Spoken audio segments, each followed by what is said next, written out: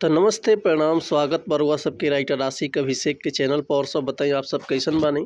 उम्मीद करते हैं रउआ सब भी बढ़िया होखब, अच्छा होखब, मस्त होखब, बढ़िया होखब। तो रउआ सबन खातिर लेके आ गइल बानी बिल्कुल दर्दनाक, बिल्कुल ब्लास्ट, बिल्कुल खतरनाक मैटर।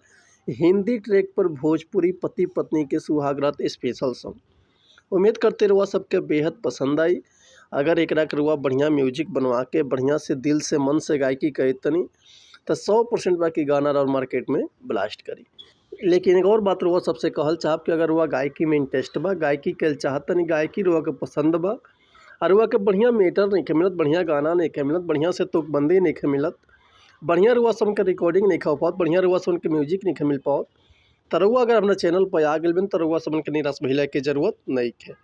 काहे से कि रउआ सबन खातिर हम हर एक प्रकार के सॉन्ग लिखिले, हिंदी में होके, चाहे भोजपुरी होके, चाहे ट्रैक पर होके, चाहे नया कंपोजिशन होके, चाहे वो अपना मन पसंद के कोनो भी मैटर लिखवा सकीले।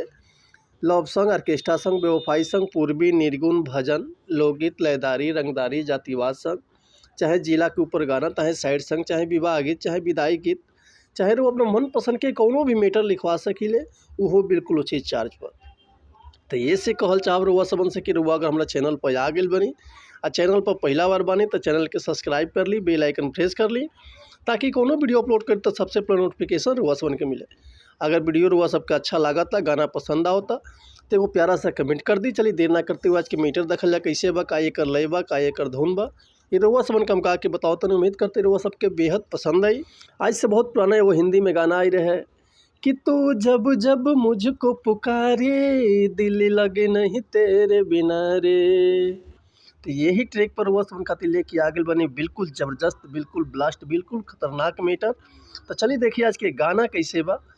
एक औरत अपना पति के बड़ाई पहले दिन के सुहागरात के बाद सब अपना भौजाई से बतावती है फ़ोन करके, आ कैसे कहती है, देखी कौना भाव में कहती है कि भौजी कहीं का हम ससुर के बतिया, काका बहुए सुहाग वाली रोतिया।